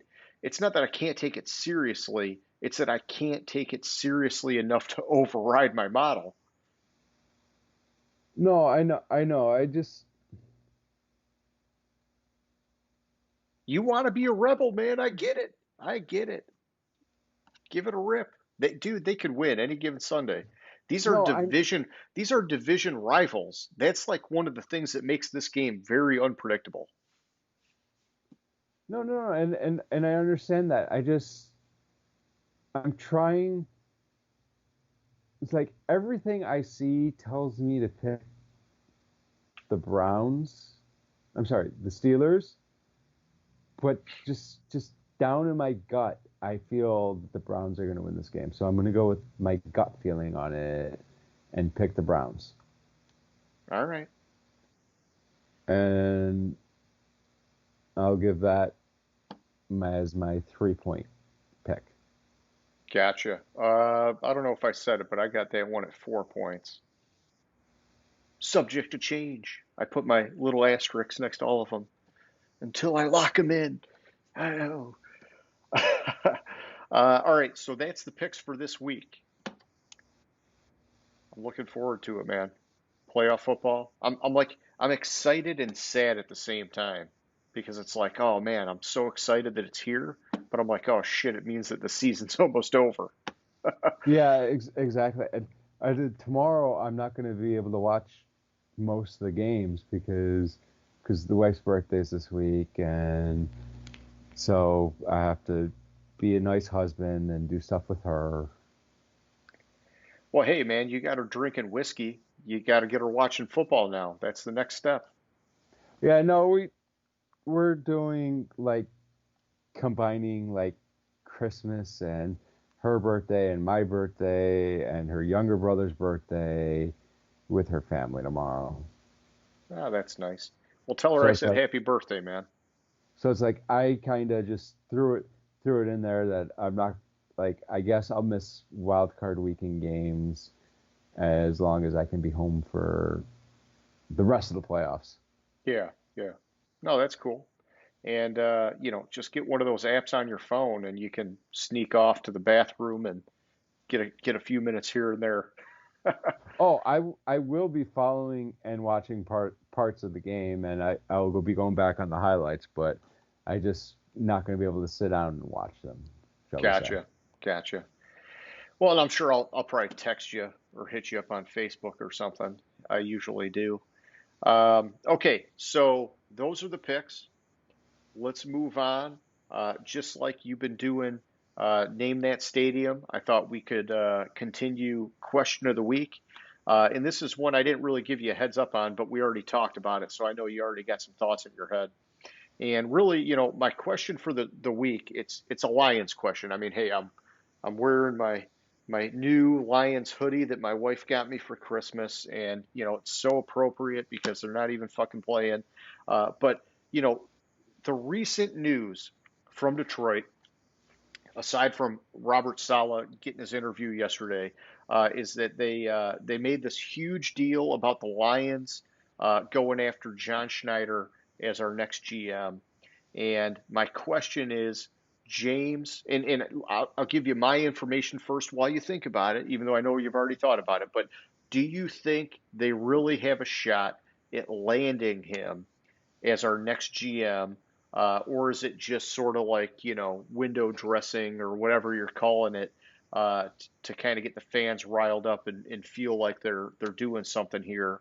In my opinion, is that they don't have a shot in hell at this guy. If they did have a shot, they would not have made it public, at least not until after everything was said and done. Because by making it public, you're just telling other teams, hey, if you want to go after this guy, you might have a way of going after him. You do that shit on the down low. If nobody's expecting it, don't let them expect it. Go and work that deal and then announce it after he signed that contract. But for the fact that they made it public leads me to believe this is all messaging to the fan base. Hey, we're doing everything we can. And then if they don't get him, it's like, oh, hey, we still got a great guy. Don't worry about it. Like it's just false hope to me. And then when I look at Schneider and his role with Seattle, anyhow, it's like, hey, man, really, what can Detroit offer you? A little bit more power with personnel decisions because you got Carroll getting some of those in Seattle. I just don't think that that's enough to lure him away when he's already on a very successful organization with a quarterback who has so many more years left in him, in Russell Wilson. It's like, dude, ride that fucking train, win some more fucking Super Bowls, have a fucking legacy. Why would you risk your career going to Detroit when you got all that going for you? I don't know. That's just my opinion, is that I think it's bullshit. And I think that that's the reason that they made it public, is because they know it's bullshit and they just want to get the fans fired up thinking that they're fucking throwing every dart at the wall, man. What do you think? Well, first of all, I was confused about the news because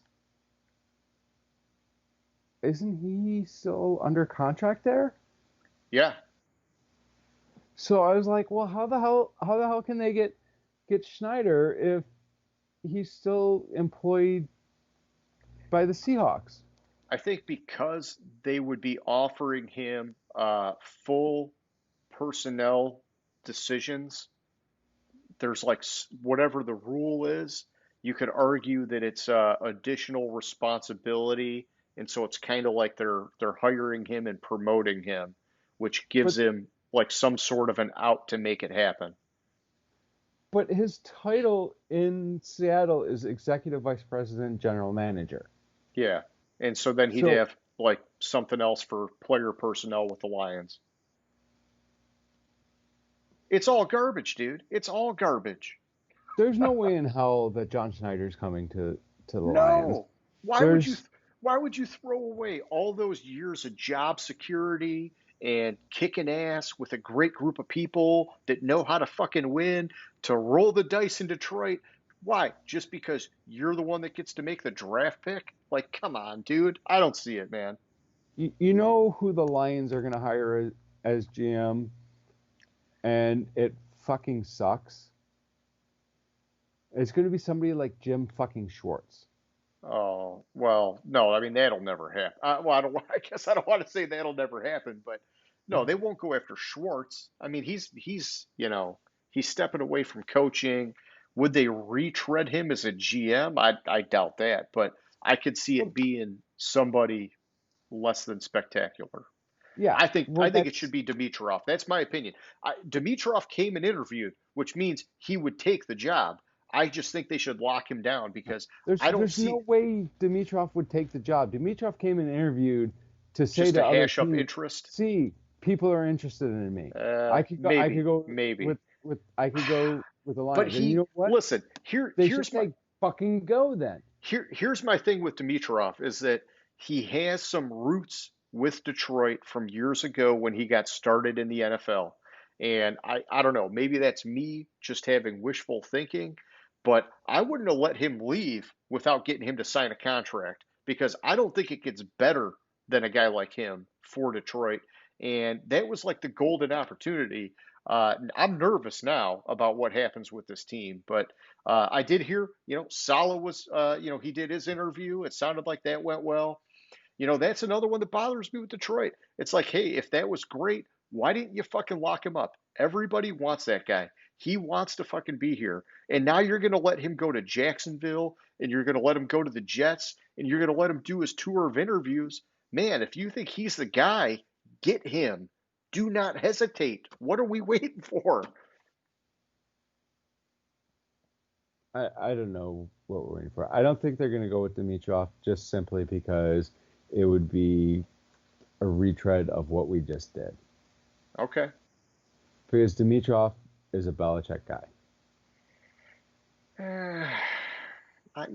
He had 12 years in Atlanta, man. That's a lot of experience. It is. It's a lot of experience that we've never tasted in that position. I think Dimitrov might end up in Denver. Ooh, man. James, you throw me these curveballs that I don't think about, and I think I would really like him in Denver because Elway needs a real GM to manage that team, and Denver has pieces, man. They have a lot of Exactly. pieces on both sides of the ball. I mean, anything's better than Detroit for him, for his career. I want something decent in the D, man. No, I do too. But where the Lions are gonna have to go, because none of these big high profile names for GM are gonna come on with the Lions. Because they are just, first of all, they have a terrible cap situation. Yeah, we signed a bunch of shitty deals. Yeah, they have terrible cap situation. They're not going to want to come in and have their first move be getting rid of Stafford. Yep. It's going to be somebody that, like, and one I wouldn't mind. It probably won't be him, but I wouldn't mind. What's his face? Spielman. Well, yeah, I mean, but I think by him being, a special advisor, they've made it clear that he's not going to get a look at GM. Here's the thing, man, because you mentioned Stafford, and I don't think that it's not been discussed at all, but I think they got to go after a guy like Dorsey if that's the case, where you need a GM that's going to come in and just be fucking balls to the walls. I'm going to do the hard moves that nobody else is willing to do, and you know what? If I get fired, I get fucking fired, but that's what it's going to take to turn this team around. Mm-hmm. He did that shit in Cleveland, man. Look where they're at now. And I know that's not all him, and you can argue that a lot of the things he did were bad too, but you know, sometimes you got to have somebody that says, "I'm not afraid of making that decision. I'll do what I think's right, and fuck everybody, man." True. You get True. a young GM that's never done it before. I think they're going to be a little bit hesitant to make the big move. I don't know, dude. I think you got to have a guy with experience No, I agree. I just don't see a guy with experience, any coming real here. experience, coming to Detroit. Yeah. There is a bonus question. Okay. Give me the bonus question. Imagine you're the Houston Texans. Deshaun Watson says, "I want to be traded." Mm-hmm. What is enough compensation for him to trade him away?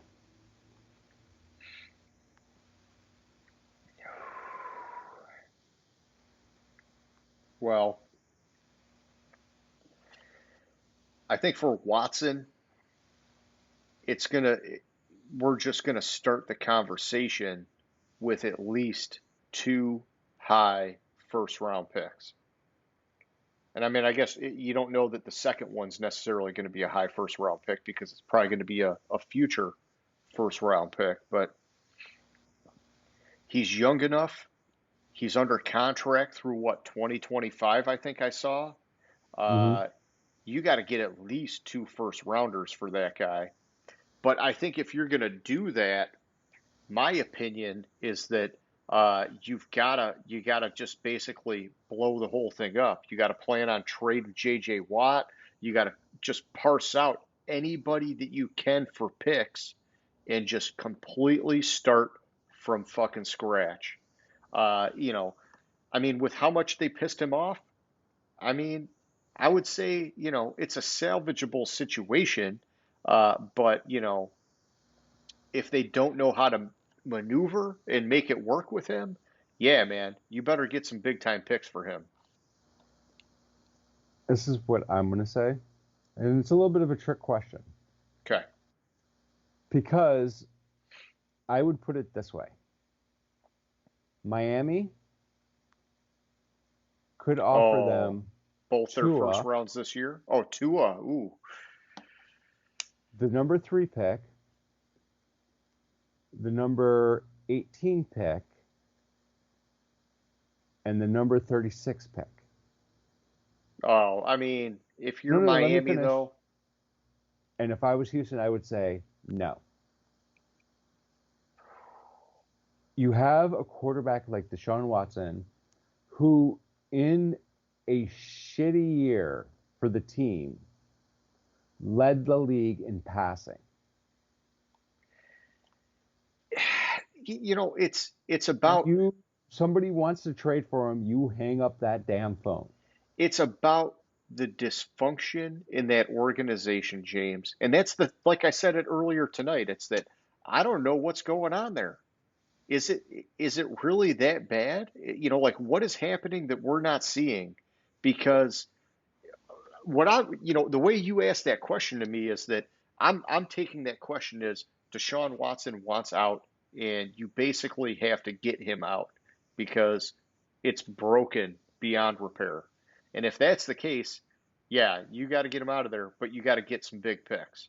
But you're basically saying we're going to get him out of here, and this whole fucking team just went into major rebuild mode. It's a disaster. I mean, they're kind of a disaster right now, but I would have been smart. I would have engaged him in that GM hiring process. I would have him engaged in the head coach hiring process. And I'd be all over that guy. I'd be telling him, hey man, let's fucking look at this and figure out what do we need to do. We want your opinion, and it'd be some honest conversations, hard conversations. Hey, maybe Watt's got to go so we can free up some cap space. Maybe some guys got to, maybe we got to do these things, things that normally we wouldn't want to do, but we're at that point where we need to gut some shit to turn it back around. This is a team that they've been slapping band-aids on it and stretching it as tight as they can get for however many years now with Bill O'Brien, and it just didn't work. And this year it all collapsed. I mean, listen, I mean, what you're saying with Miami, if I was Miami, I would never give up that much for a guy. But, uh, you know, if you're Houston, you got to find a way to salvage that relationship. And if you can't, then you got to get something in return. And as a Lions fan, we've seen it all too many times go the other way, where we've not been able to salvage the relationship Mhm. and we've not been able to get anything in return. And it ends up being a lose lose. That's the worst possible scenario. Oh, I agree. And I think if I was Miami and I traded for Deshaun Watson,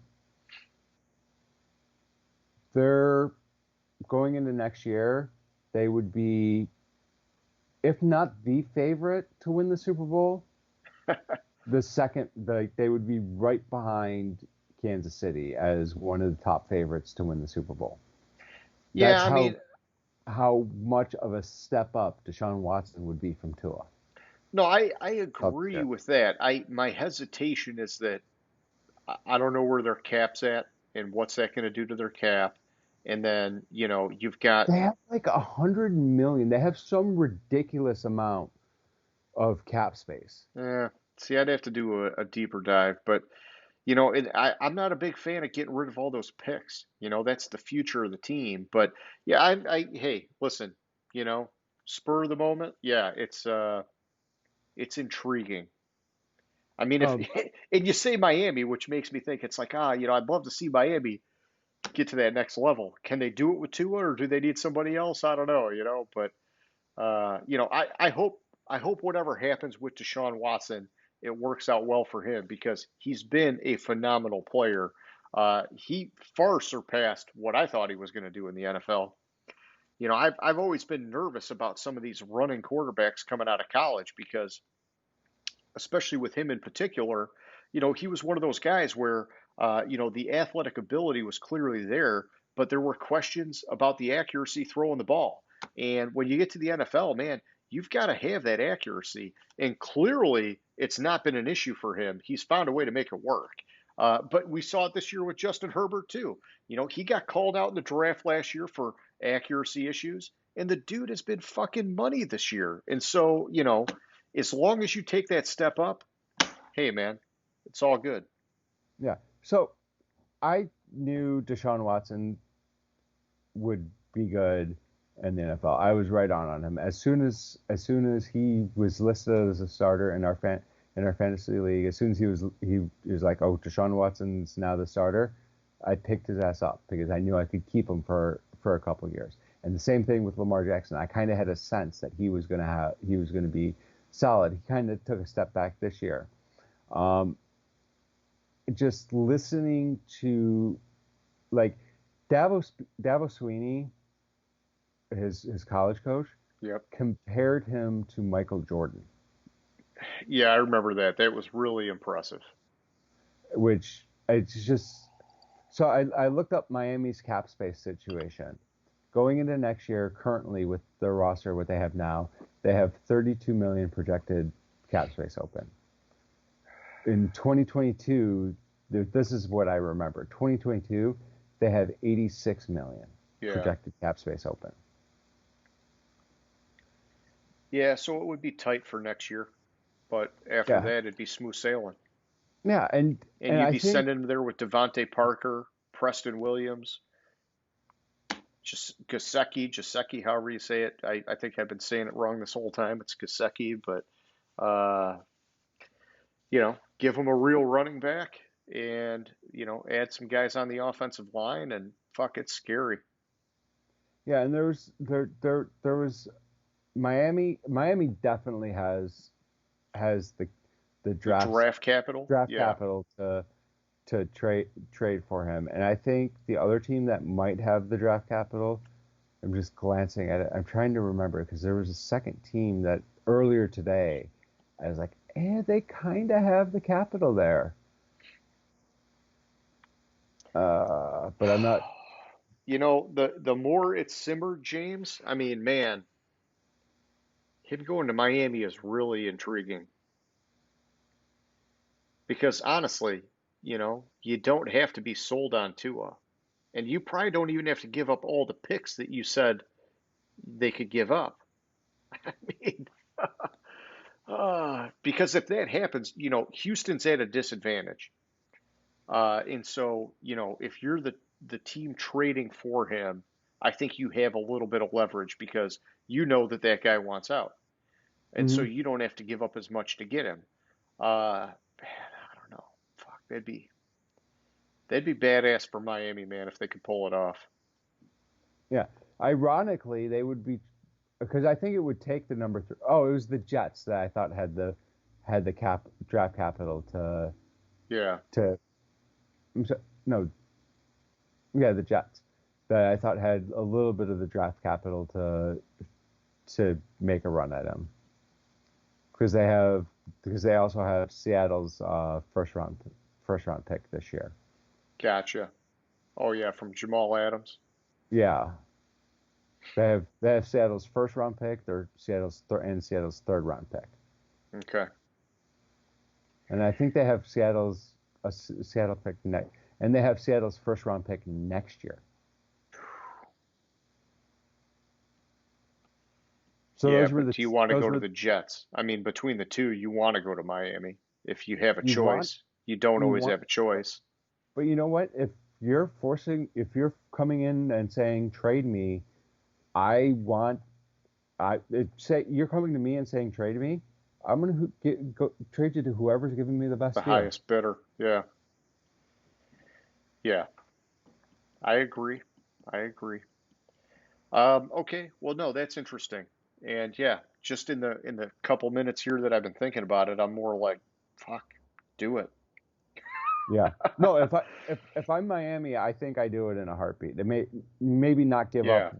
like all the shit that I Yeah. mentioned, But but but you're right though. Deshaun Watson he's a unique talent. It's not like you're saying, "Hey, trade for Matt Stafford."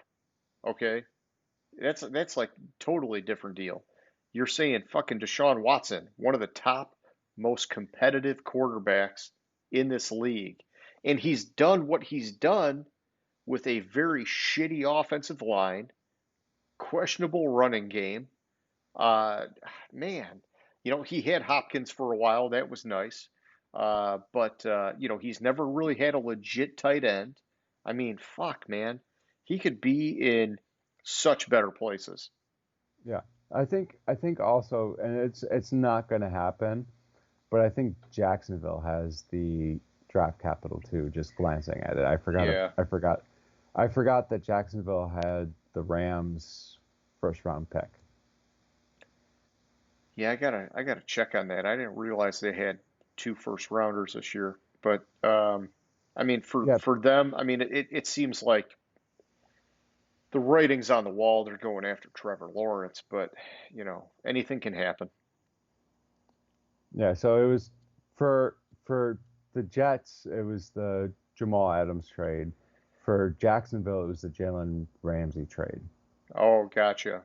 Yeah, see, that's the thing with Deshaun Watson. It's like, it goes back to he doesn't get his pick, but it's like for him, it's like, well, shit, if they could find a way to make this happen and get him to Jacksonville now, well, Jacksonville's in the division. They're not going to do that. But No, they're not gonna trade him to Jacksonville. yeah, Jacksonville is gonna draft Trevor Lawrence, yeah. and But my thought with Jacksonville was, it's like, well, hey, now you have a chance to get involved in their head coach search and do all that stuff if they could make that move like right frickin' now.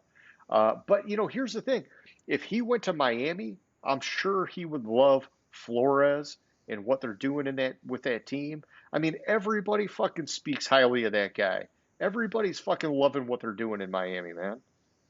oh, I agree, and that'd be phenomenal for his career. It'd be phenomenal for Miami. I think you do Yeah, as if if I were the Dolphins, I would at least ironically try to trade Houston's first round pick back to him for their quarterback, yeah, but yeah. Uh, thanks to Bill O'Brien. Knowing if Bill O'Brien was still there, he probably would trade him to Denver for Denver's third round pick. yeah. Fire sale. That's what they Yeah. call that. Yeah. All right. Well, hey, so for anybody who's still watching, you had my question of the week and you had a bonus question of the week from James, which, James, I think your question of the week was a lot more fun, to be honest. Mine was Lions fucking centric. Yours, man, that was, it's got my wheels turning. I like that. But for anybody who's watching, we encourage you, hit us up, name that stadium, and hit us up with your opinion on the questions of the week. Any closing thoughts for tonight, James? No, I think I hit all my closing thoughts. Hey, that's pretty good, man. We're pushing 2 hours. I thought it was going to be a lot faster tonight, but we had a lot to cover. It was a lot looking back, covering our preseason picks and all that kind of fun stuff. And yeah, so I guess in closing, please, please, please hit us up with some comments, give us that thumbs up, and if you really like us, hit that subscribe button. All right, James, I will catch you later, man. All right, sounds good. Have a good one. Gridiron Grinder. Hut hut hike.